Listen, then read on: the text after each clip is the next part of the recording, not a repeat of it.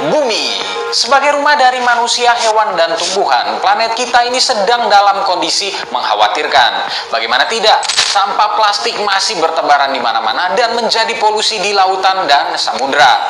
Tingkat emisi karbon juga disebut-sebut makin mengkhawatirkan dan mengakibatkan pemanasan global serta perubahan iklim. Sejumlah ahli menyebutkan bahwa perubahan iklim yang signifikan ini bisa membawa kepunahan massal bagi makhluk hidup di muka bumi, termasuk manusia. Ngeri nggak tuh?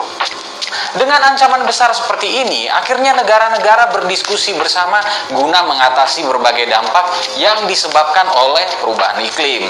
Setelah negosiasi alot selama bertahun-tahun, berbagai negara akhirnya mampu mencapai kata sepakat pada tahun 2015. Sebuah perjanjian terkait emisi karbon yang dikenal sebagai Persetujuan Paris akhirnya ditandatangani bersama-sama pada tahun 2016 lalu. Semangat yang sempat sirna di era Presiden Donald Trump ini juga digalakan kembali oleh Presiden Joe Biden. Bahkan Biden menjadikan ekonomi hijau sebagai misi utama pemerintahannya.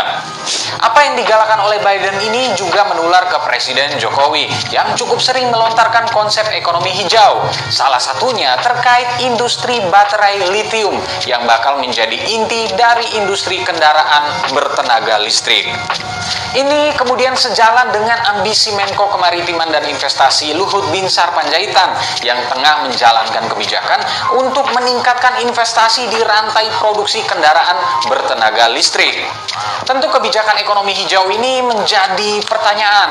Pasalnya banyak orang menuduh pemerintahan Presiden Jokowi tidak terlalu berfokus pada upaya pelestarian lingkungan.